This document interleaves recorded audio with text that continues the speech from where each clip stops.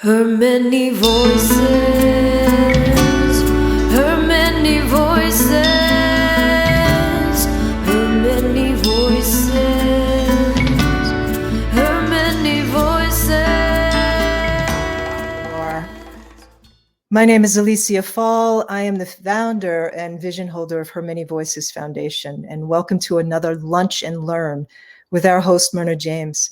Our guest today is a dear friend of mine and the Executive Vice President at Church World Service, Maurice Bloem. Maurice spends his time raising awareness to fight hunger around the world. So today we are getting rational about hunger. We're going to find out what's going on in the world and how you get to make a difference as well. So good morning to Myrna and welcome, Maurice. Thank you for joining us today. It's good to see you. Hi, Alicia. Hi, Myrna. Hello, hello. So thrilled to be here again. All right. Well, I'm going to let you guys get to it. And I'm looking forward to this. Thanks for having me. Thank you for joining us, Maurice. Thank you, Alicia. Maurice, we're so excited to learn about your work and get inspired and also have a dose of reality here too, right? Talking about getting rational about hunger. I would love for you to just introduce yourself, first of all. Sure. Thanks, Myrna. Yeah, I'm as Alicia mentioned, my name is Maurice Bloem. I'm the Executive Vice President of an organization called Church World Service, an organization that celebrates its 75th anniversary this year. And I've been working for the organization for more than 20 years now, first in what we call the field. I was the regional rep for Indonesia and Timor-Leste. And then after that, I moved to New York. And now I oversee at this moment strategies. I'm involved in advocacy, governance, a lot of different things. But I'm especially passionate to spread awareness around how we can end hunger and poverty and injustice. Very important pillars of the work of Church World Service. And then especially, the emphasis on the needs of people on the move, refugees, migrants, asylum seekers. It looks like your whole career has been dedicated to this kind of work. Is that true? Yeah, I think so. I started, I've studied cultural anthropology, and the main reason, to be honest, was because I liked traveling. And I think in the fourth year, I did my master's thesis, practical training in Indonesia, among the Dayak in Borneo. And then I realized, I don't only like traveling, but I also would like to ensure that there will be more equality in the world, and that people will have more access to the resources that are out there, have the equal right to share, to raise their voice, etc. So that's how I got involved, first through working with a university, and then through a local NGO in Bangladesh, where I worked for 7 years on issues like HIV/AIDS, but also emergency response. And then, more than 20 years ago, I was asked by Church World Service to lead their operation in Indonesia. That was at that time in the middle of the Asian economic crisis. And then a couple of years later, the tsunami hit. So, ending hunger and poverty is very close to my heart. And well, you read my recent blog about my mom. So definitely that's very important. Were you there when the tsunami hit? I was not. I was actually on vacation. I was in New Zealand, but a couple of days after, I flew back. Mm-hmm. And then, that I had seen a lot of disasters in Bangladesh, floods, cyclones, etc. But I'd never seen anything like the devastation after that tsunami in 2004. If you talk about flatland, that's what happened there. I mean, I flew a couple of days after to Aceh and Banda Aceh, and the only thing that was still standing was a mosque. The rest was totally, destroyed. And within my organization, I had staff colleagues who had lost 12 to 13 family members just in one day, and similarly with people that we worked. So I have never seen anything like it. It's something that I think about a lot, and especially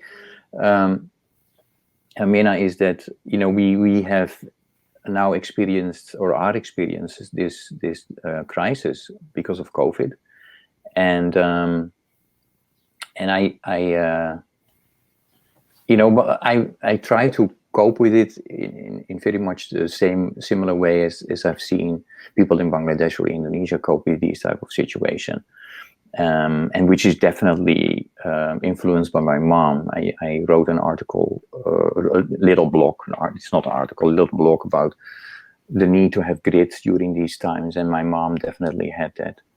And basically it means to whatever situation you're in, trying to look at the positive sides and hang on to that, and not keep on talking about what you don't have, but focusing on what you do have. So that has helped me during this period of time, and that's definitely what I've learned of in my working with refugees that have been in camps for 17 years or longer. Yeah, that's really incredible. Your work is really, really deep, and I really honor what you're doing. Let's really, before we move on and go even deeper into that, let's hear about the Ration Challenge, because it's going on this week, right? The time is now for the Ration Challenge. The actual Ration Challenge will be done in the week of World Refugee Day, so that's in June 9, if I'm not mistaken. Okay. So me and my wife are doing it 1 week before, as an attempt, to talk about it like I do with you today, and to encourage people to sign up. And that's still possible, although I think it's not possible anymore to receive a ration package, but you can, buy all the things that you will eat yourself, or to support, people who are doing the Ration Challenge. So that's why we are doing it this week. And we are in day 2. I was just telling you, you're lucky that I just had my brunch, because I was getting a little bit cranky. But yeah, so maybe it's a good time to look at the video, if that's possible, because I think that really explains a lot about what the Ration Challenge is. Yeah, just then real briefly here, what you're doing is you're eating the exact rations of the Syrian refugees, and the food that they have available in the refugee camps in Jordan. Is that right? Correct. Yeah. And you're having people experience that for themselves.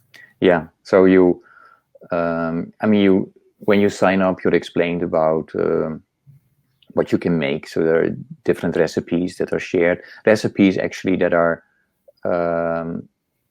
made by refugees themselves. So our counterpart organization has worked very closely with Syrian refugees in Lebanon. So they came back with these refugees. So we are eating a lot of the same dishes. Although I have to say, and I can't take credit for me, this is the second time I do it, and my wife has come up with her own recipes as well. So, which has been great. So we are, we're trying to make within, because we're talking about rice, flour, dried lentils, dried chickpeas. You have a can of kidney beans, and you get some sardines. Well, we chose to go vegetarian, so we have tofu. And then when you raise some money, you have the ability to add some ingredients to it. So we have salt and pepper now, which is really great to have. I can tell you that. So you get you get one glimpse of one aspect of the experience of a refugee, of course. I mean, you can't compare it, but I can tell you it does something to you. And what we have learned is that people who have done this particular challenge not only has raised money for the work of my organization and others, but also started to spread the word in telling their neighbors and their friends about what's going on in the world. I mean, there are 80 million displaced people at the moment. That number is still increasing, especially due to climate change. So, yeah, it seems like, yes, it's only one aspect, but if it's used well, this particular campaign, I think it can do some pretty good things. That's really great. Let's go ahead and watch your video about that, though. I keep calling it in my brain the truck video. Yes, me too.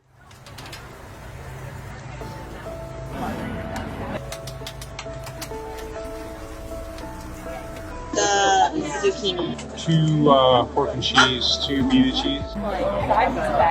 Chicharrón y una de frijol.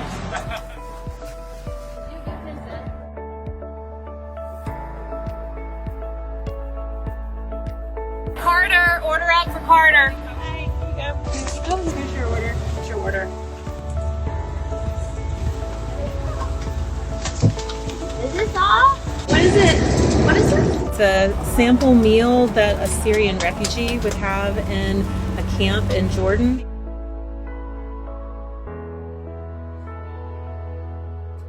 Wow, goodness, that's not a lot. Do you think that's enough for a meal? No, absolutely not. Sure wouldn't be happy about that. Hungry. The average refugee is living in a camp for 17 years, and the only food they have to eat are rations that are provided to them. For refugee, we have had time in our country.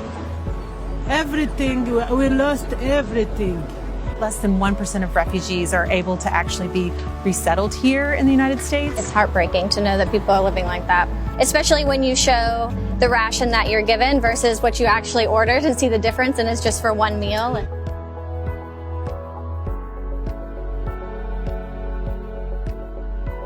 So the Ration Challenge is a way for people to say, I care, I stand with refugees, and to raise awareness and funds to help make a difference.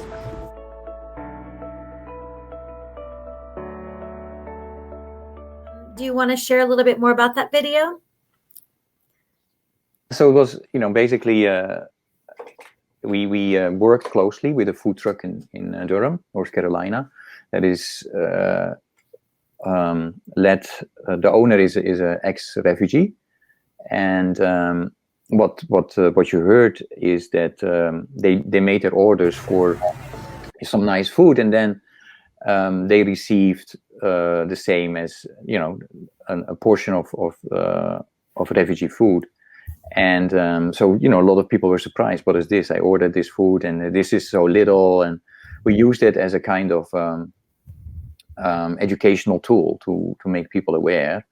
And for many there were eye openers, right? In terms of, oh wow, there are a lot of people that are displaced in the world. That's one. Oh, we had no idea that maybe an average refugee stays 12 to 15 years in a camp before there is any solution. And then 3, if the food that they get is very little and lacks nutrients very often, despite the fact that organizations are working on this, we're trying to do their best, right, to improve the quality of the food baskets, as it is called. Yeah. But yeah, it's very different than what you and I are eating on a daily basis. Although our problem is we might be overeating. So right. Yeah, it's another challenge. So the actual day is June 9th, which is 1 week from today, next Wednesday, right? That's World Refugee Day. So in that week, most people who signed up for the Ration Challenge will do the Ration Challenge. But it's also possible to do it later in the month. You pick your time when it's best for you. And if you, as I said, if you cannot join yourself, please, support some of the participants. And here's the link, rationchallengeusa.org. And is that where we sign up? Exactly. Yes. Great. That's great. And Amina, it's the second time that the United States is participating in this. It's a challenge that started in Australia. So our partner organization Act for Peace started it there. It's also going on in Ireland. For us, it's the second year that we are participating. Last year we didn't do it because of the COVID crisis. We thought it was not appropriate. So this is the second year that we are doing it, and it's really a change. The way you look at the world and you look at food is really changing. I mean, yesterday on Sunday I was working with my wife. We were looking at how do you divide all the portions. And again, she is our cook, so I'm actually a little bit cheating. I'm only eating. I'm not doing a lot of preparation, but she made falafels, very tiny ones out of what we had, and then we have put it in boxes. Like I can have maximum 2 a day, because otherwise we will run out of our rations. I would only have rice at the end of the week. So you really need to be creative and it's not easy to do. As I mentioned to you before we started, you know that I've also walked 100 miles to raise awareness about hunger and stuff. And that was also not every day easy, but I think this challenge is more difficult. Even people doing it just one day will help them realize the feeling of hunger that people have on a regular basis. Mm-hmm.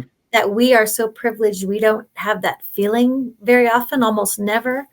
And you and your family, as you said, you're doing it for a week, so that's really incredible. The rice and the lentils, and that reminds me of being in Nepal when, of course, their daily meals are dal bhat, right? Mm-hmm. It's rice and lentils, and that's the daily food for the majority of people in Nepal and a lot of places like that. I would love to now hear a little bit more about, you mentioned your mother actually a few times already, and I'd love to hear her story because I know that she served as a huge inspiration for you and how you live your life today.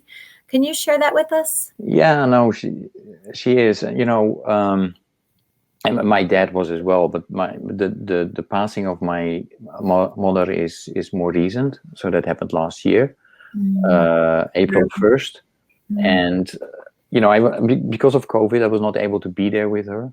I was not able to fly back home to attend a funeral.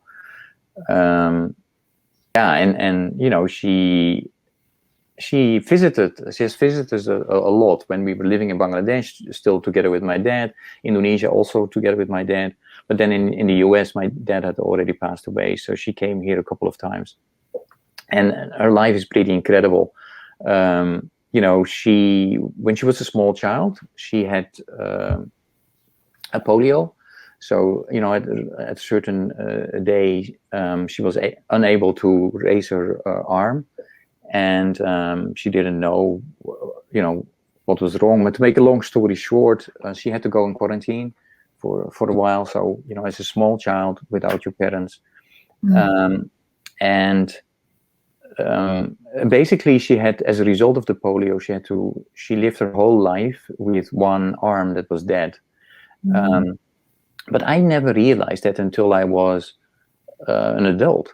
I really never realized that my mom had a disability. I mean, I was yesterday looking at sports, and they were talking about the Paralympics and badminton, etc. My mom played tennis, my mom played badminton, but I never considered that she needed to be in a separate group. She played with everyone, right? So an amazing woman. And then knowing that, and my dad as well, that they both were imprisoned in an intern camp during the Second World War when Indonesia was occupied by Japan. And then they thought, after 3 years, the war was over, but then an independence war started. So that took around 5 years. Wow. So, which then finally made them decide to go to the Netherlands, because they were Dutch citizens, although born and raised in Indonesia, at that time still a colony of the Netherlands. So they had to leave the place where they were born against their wish, because they wanted to, the home was at that time Indonesia. So they went to the Netherlands. They had a tough time in the Netherlands, because people said, you should be happy that you're received here, that we welcome you, because we just experienced a war, and my parents had also experienced a war. So they faced a lot of discrimination. And but despite all those challenges that they had, and especially my mom, they were able to raise 4 kids that all went to university and had good careers and wonderful people. Although my wife always says, no, they raised 3 great folks. But that's debatable. But an incredible a woman, as I said in the beginning, that showed what grit is, always positive, never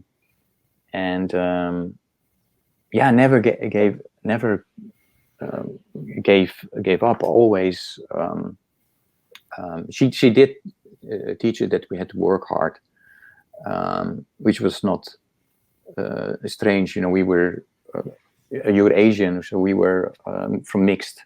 So we did have to work harder than others in a lot of situations. That was just a fact. So and that's something that she experienced as well. That's not something that I wrote in the blog, but she was the darkest child of children of 7. So already from her childhood, and that was not necessarily due to polio, but just the fact that she was dark. She was always told that, it will be difficult for you to get a good husband, so you have to work hard. Oh my God. That's how you will. So yeah, I mean, an incredible little woman. I always said it, she was not very tall, but she definitely was a huge inspiration. Really, really focusing on the positive side of life. Yeah, absolutely. I can't believe you didn't notice that she couldn't use her arm until you were grown up. That's amazing. You're right. That's the point, is she never even talked about it. Yeah, she was never complaining. No. Yeah, that's amazing. So your work regarding hunger is very specific. It's tied directly to the subject of poverty, of course. Mm-hmm. And there's 2 things I'd like to talk about. So whichever thread you'd like to pick up. But I know that you know a lot about why 80 million people in the world are displaced right now. And I'd love to learn myself why that is. And then also talk about this tie between poverty and hunger, and how it's really not about a lack of food, right? There's other systemic problems underlying that.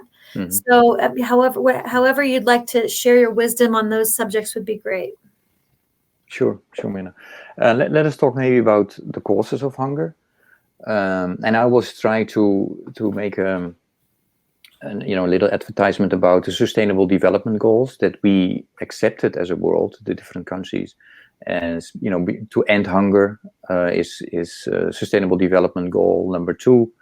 And so we developed as a world we agreed upon 17 development goals, Sustainable Development Goals, that we will reach before 2030. And on some goals we are doing better than others. And this is through the United Nations. Through the United Nations, yes. All governments agreed upon them. They are often referred to as the SDGs. Or global SDGs or global goals. Yeah. And almost all countries signed up for those. So if we talk about Sustainable Development Goal number 2, hunger, I would definitely refer people to Bread for the World website, who has made tremendous publications about this as well, especially for the listeners in the US. A lot of reports around domestic hunger as well. But if you think about ending hunger, poverty is the main cause of hunger in the world. There are close to 1 billion people living the $1.90 a day or less. So you can imagine that that's really problematic. So although even there might be food, difficulties with purchase of it. Job instability is another one that causes people to have a lack of food. Then food shortages and waste, and especially around often that people don't realize is that 40% of food grown in some countries is wasted, so it has to do with a lot of smallholder farmers that do not have the adequate storage facilities to protect, against pests and weather. So that's a big one. Then anyway, in terms of poor infrastructure, access to, again, of smallholder farmers to the markets to sell food. So that's an important one. Then what is important is climate change. And that is also an important reason why there are so many people displaced. And so climate change is becoming more and more an issue, damaging food and water insecurity in significant ways. Where I'm really thrilled about is that the next generation really seems to understand that this is an issue we cannot ignore. A person like Greta is almost single-handedly, was able to put this, front and center of a lot of negotiation tables. And maybe a little bit later we can talk a little bit about the podcast that I started last year, but I was able to talk with a lot of young people, and it's really, I get really encouraged and hopeful about how the next generation is positioning itself and speaking out. Then another one around hunger, Mirna, is war and conflict that is going on. Then a big one is nutritional quality. And I would like to lift up one important aspect to this. The first 1,000 days of a child is really crucial. So that means, the moment that a mother gets pregnant until a child gets 2 years old. So the first 1,000 days of a child. If the child doesn't get the proper food, he or she will never make up for that loss. So you can imagine if a mother is already malnourished, how does she ensure that her child is well taken care of? Access to food. So it's what we call the hidden hunger around it, and it's really something that we should not underestimate. It's something that I realize, although the ration package for that I'm eating now, we try to, the different agencies, the UN, try to come up with a balanced diet, but it is extremely difficult to get all the nutrients that you need to get in those type of situations. And then the last thing I would like to mention is just clear discrimination, injustices, because some countries or some people within countries are discriminated against, and then they don't have get access to food or the right food. So there are a lot of systematic issues around it.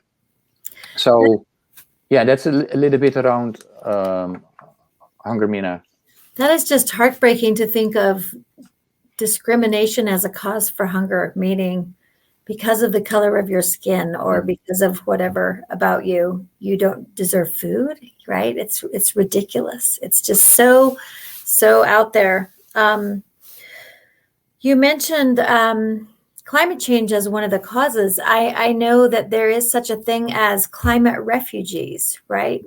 people whose homes are destroyed. And of course, we talked briefly about the tsunami in 2004, but it's a very real thing. I know there are island states that are actually nation states that are islands that are disappearing underwater. And literally those people will have nowhere to go. And when they go on land somewhere else, they won't have a country, right? They won't, their whole nation is going to be gone. And it's, and they are then refugees, really. And I think the term they're using is climate refugees. And so I know that's one aspect of how climate change is affecting this as well. Yeah. And you know, it's maybe best to, for me, it's easiest to share the experiences that I have. As I mentioned to you earlier, I was our representative for CWS in Indonesia and Timor-Leste, and especially in eastern Indonesia, they are facing a lot of drought, and so access to water to you know, around, that creates huge issues around water and sanitation, but also for the gardens, for your agriculture that you have, or for animal husbandry, if you don't have water or lack of, or not enough. And definitely in the eastern parts of Indonesia, you see more droughts, you know, more severe El Niños, more frequent. So that all has to do with you know, changing climate. It's obvious. Now I think going back to our last year, we have seen that if we make certain behavioral changes, things do turn out to be better, right? I mean, it's we all remember the pictures of Venice, where suddenly, you know, tourists were not there anymore because of COVID, and there, you know, you could see fish in the water again.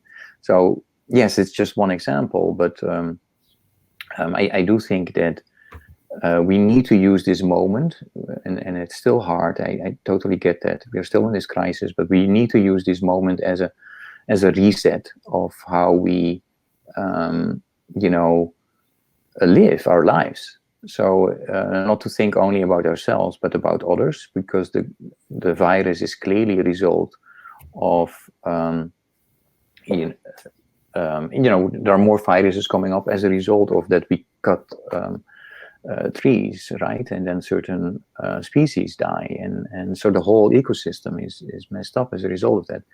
So we know that now.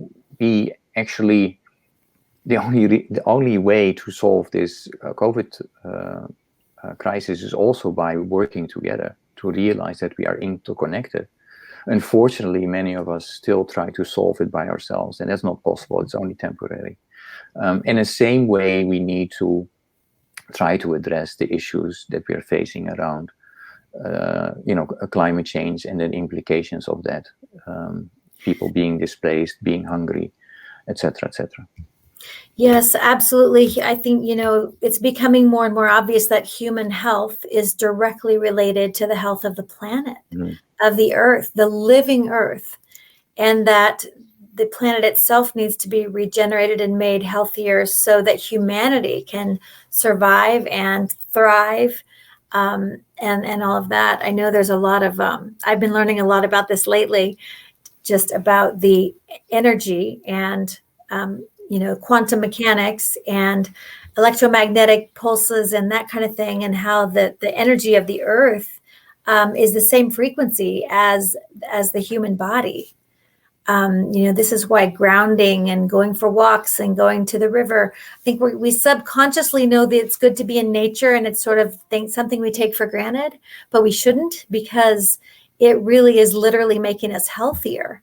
Not just mentally healthier, but physically healthier as well. Yeah, and you know, yeah, you are part of an organization that does tremendous work, and if I would like to do some shameless self-promotion around this as well, is you know that I have a podcast called Walk, Talk, Listen, and one of the guests was Alicia Fall, your founder.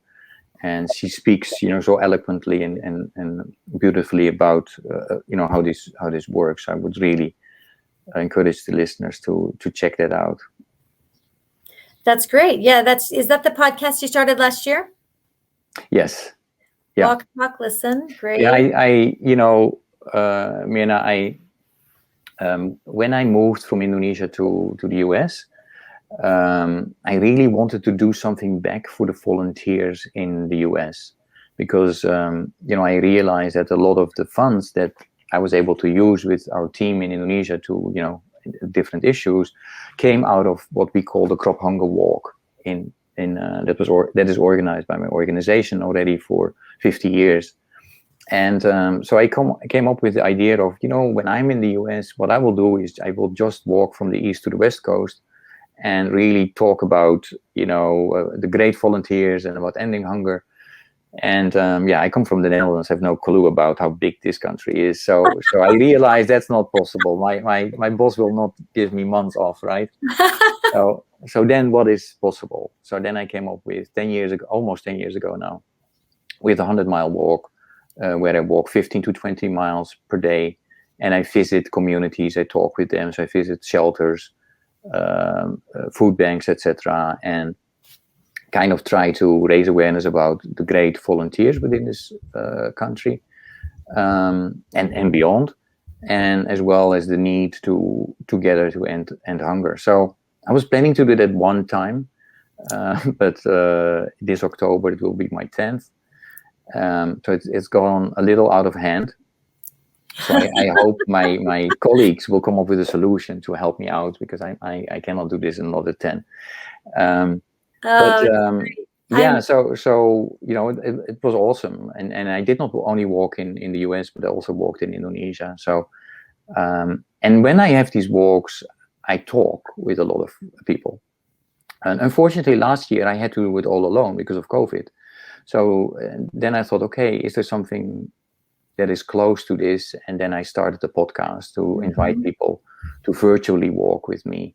And that has gone also a little bit out of hand, because now we are at today, episode 42 went out, a conversation with Corey Donovan, and who has his own NGO, and he works on impact investment. Definitely something that you should check out, because if you think about how can we make changes, to the system, because that's clear. We need to, have a different food system. We need to have a different type of the way we make our money. And he talks in the podcast about that we all have probably some investments, and for some of us only our pension. And but check out what the money is used for in your pension. And some of us might be appalled by the fact that, as he mentioned, our right hand is trying to work on issues as racial injustice, etc. And maybe your left hand, through your investments, you're sponsoring private prisons. So anyway, I'm always humbled by the fact that through this work and I'm able to connect with so many different people. And I mean, I really think that at the end of the day, whatever we do, if you're able to bring even one person, connect one person with the other, that can have huge implications. The power of one. I mean, Gandhi showed that. So if there is one message, don't get discouraged about all the challenges that we have, because you can make a difference as an individual. I'm absolutely convinced about that. Yeah, that's amazing. So Maurice, when I found out your background and who you actually are, I was so excited, because 45 years ago, I was doing the Crop Walk for Hunger in my farm town in Kansas, where I grew up. That's awesome. We did it every year for many years. And I just have to tell one tiny funny story about it. I played the flute in 5th grade, and I went to the school. My mom's a teacher. I went to the car, and my cat was in the car. So my cat had been in the car for the entire school day. So I put my flute on the top of the car, and we drove home, and we got home, and eventually someone told us they saw the flute on top of the car, but they couldn't stop us. And so the flute's gone, right? The flute fell off the car somewhere, and we found it on the crop walk. Oh, really? That's a great story. We found my flute completely smashed and run over by, on the crop walk. Isn't that funny? So it's just, but we absolutely loved it.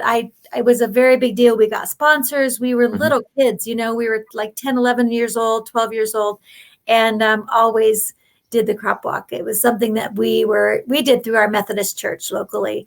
And now your organization really organizes that all across the world in many, many different, through different religious organizations, right? Yeah. So the walks that are taking place outside of the US are only 1 or 2. So that's still, not that, not as significant as in the US. But actually, I have an interesting story about the origins of the crop hunger walk as well, because it was an idea of a couple of folks. There are some discussions who was first, but so I'm not going to mention any of both towns who claim that they were first, but they came up with the idea and sent it to the headquarters of my organization at that time. And I'm also not mentioning names there because I don't want to blame anybody, but they thought this is not a good idea to organize, walks to raise money for hunger, and so they said no. But this group of people still did it, and it exists already for 50 years, right? And very successful. There are some challenges because the younger generation is less inclined maybe to be part of crop hunger walks. Maybe they are more inclined to do a ration challenge that I'm doing at the moment, or do a run or work through apps that we also developed. But it's pretty amazing. So my lesson there is, even if not everybody is behind your idea, if you believe in the idea, go for it and make it work. So crop hunger walk is definitely a good example of that. Absolutely, that's great. I'd also like to pick up kind of before we bring Alicia back in. I'd like to pick up on. You mentioned when you first got into this work, it was really because you were studying cultural anthropology, because you love to travel. And when you went to these other places, you realized, it sounds like it really opened your heart to all of humanity, meeting people who needed help and meeting people and realizing how privileged some of us are. I had a similar experience with traveling in that I did a 1.5-year trip around the world with a backpack, and I loved, that was one of my big epiphanies, right? Is that we as humans, humanity, we are so much more similar than we are different. We all need a roof over our heads and food to eat every day. We love our families. We want to protect our loved ones. We have more in common than we are different. And it really shifted my worldview. I actually call it my first big course correction of my life, because it shifted my worldview and opened it so wide in a way that was just priceless to me, in helping me see the world differently. It sounds like you had a similar experience, and that your experience of that formed your entire life path then. Is that right? Sorry, I thought I had put myself on mute because it's for me, Mira, it was a combination of two things. I mean, one is a romantic view of because of movies and tropical weather and stuff. So that's one part of it, and then the other part is the stories that I grew up with as a result of my especially my dad, when he talked about Indonesia, there were in his stories also two elements to it: romanticism around it was beautiful, but at the same time also experienced so many things that were really hardship if you really listened carefully, because it was always done with humor, but if you really listened, there was a lot of hardship within that.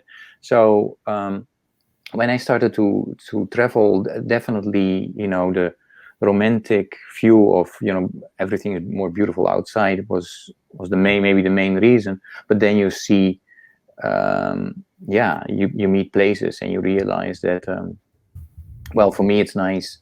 It's okay to do this for a week or for 2 weeks, but if other people have to live these type of lives their whole lives, that's maybe not maybe that's a different story, right? So yeah, I mean, traveling around the world definitely helped me to be convinced that the work that I do, I need to continue doing.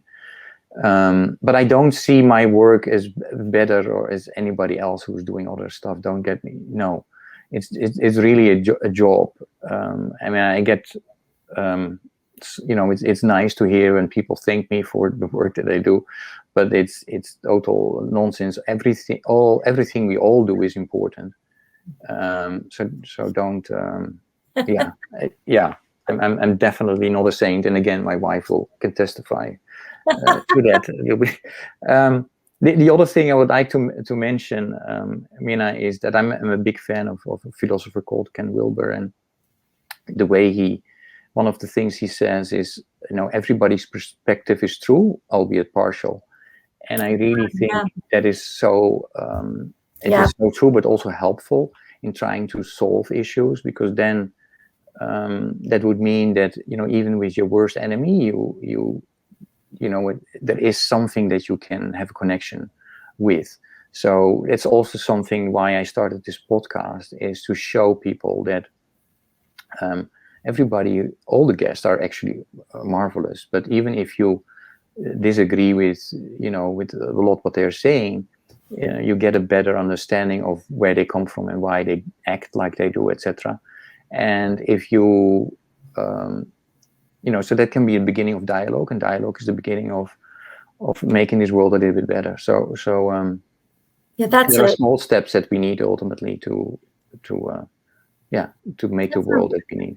That's a really beautiful quote. I love that. I'm going to say it again. Everyone's perspective is true, but also partial, by Ken Wilber. And that really shows how what you're saying is we all have our version of the truth, and our version is true for us, but it's only based on our own life experience. That's all we have, right? Is our own limited. Everyone's experience is limited. And because of that limitation, it's inherent.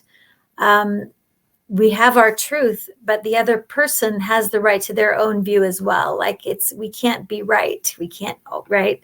There's almost no such thing as right because of that. Real quick, I'd like to say to the audience, if you have any questions at all for Maurice, please, I think there's a way for you to type them in for us. Where will they pop up? I think behind the scenes, our producer here will magically make them appear for us. She's magic. There she is. So, but please do feel free to ask questions here. We have about 9 minutes left. So as your questions come in, if so, we can certainly do that. And I think now we'd love to bring Alicia Fall, the Her Many Voices founder, back on board. Here she is. Hello. Hey there. So I'm sitting here and obviously listening intently and having this reflection, because this morning my belly is full and I probably ate enough food to last someone for the next 3 or 4 days, right? And I'm also sitting here reflecting on, Maurice, that I've done a fair amount of work, and Her Many Voices has been working in Haiti for a number of years now, and we have a mutual connection down there. And I remember the very first time going to Haiti, and it was just weeks after the earthquake, where complete devastation, and we brought medical supplies and food. And meeting with a group of people in a particular region for the first time, and they had nothing. Many of these people lost everyone and everything in their lives. And we sat at this table, and they brought out a piece of bread, a loaf of bread about this size, and poured coffee. And they put that loaf of bread in front of me. And of course I waited, and there were no other loaves of bread. So I took my little piece and then passed the plate. And that moment was so profound for me, because this is not, we take so much for granted here, And so here it was, this first moment, this introduction of meeting people in this community after this tragedy, and recognizing that this was not just because of an earthquake. This was, for many people, their life. This is what they had. You know, the average person down in Haiti lives off of $2 a day.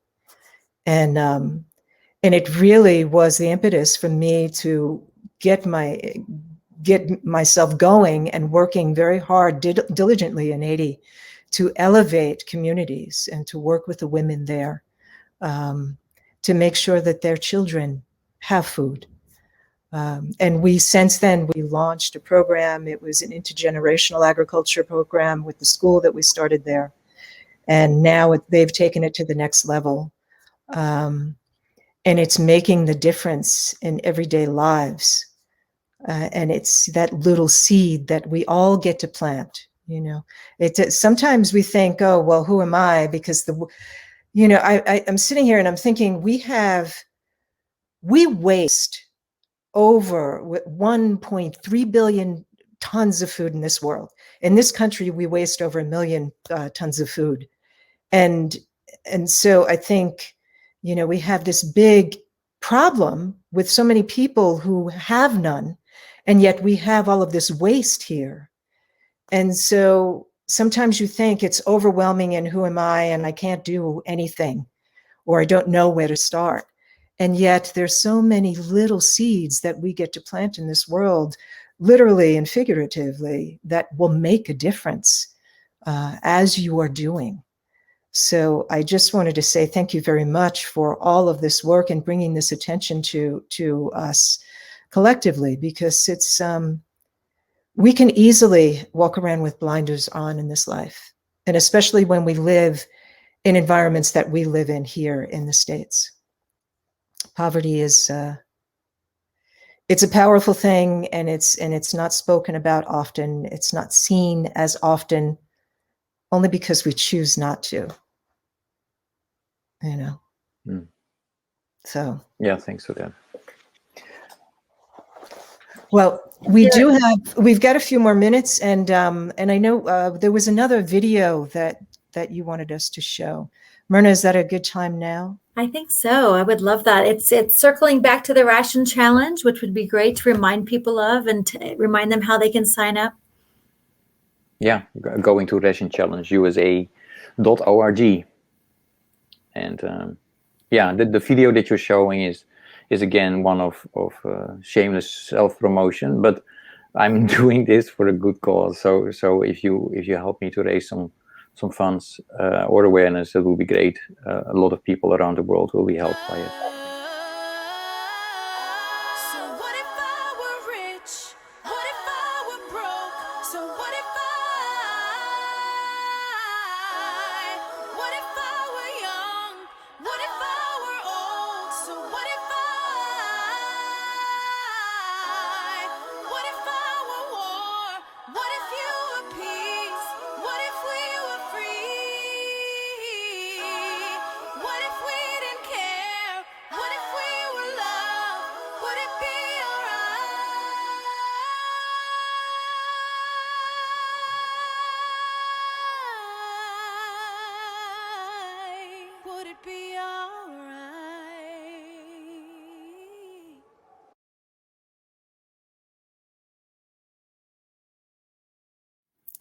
That was beautiful. The song was beautiful, and I can't wait to go sign up for the Ration Challenge. Yes, please do. Absolutely. I might have to seek out another crop walk somewhere.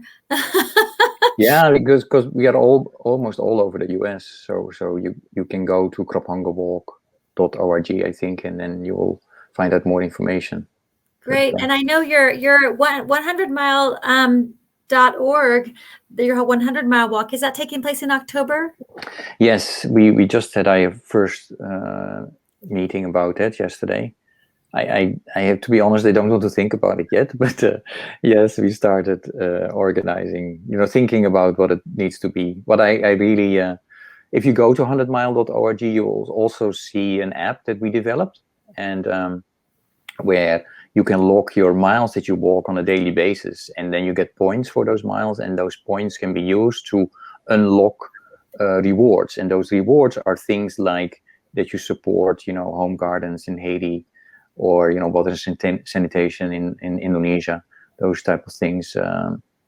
So even if you don't want to do a crop hunger walk, or you don't want to do a ration challenge, which I think you should, but if you don't want to, then downloading the app is easy, because everybody walks to their car, I think, or to their bicycle, and your phone is capturing your steps, right? So that's great. That's great. Really smart to tie that to the steps counter and all that. Yeah, great.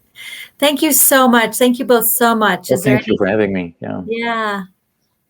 And for people that want to reach out to me to know more, 100mile.org, or send me an email. I'm sure there will be notes in the recording of this as well. So no problem at all. Great. We are here on this world to help each other. That's what I believe in. So absolutely, we come together, we work together, we rise together. So, thank Maurice, you. thank you very much. Thank you. Thank you, Myrna.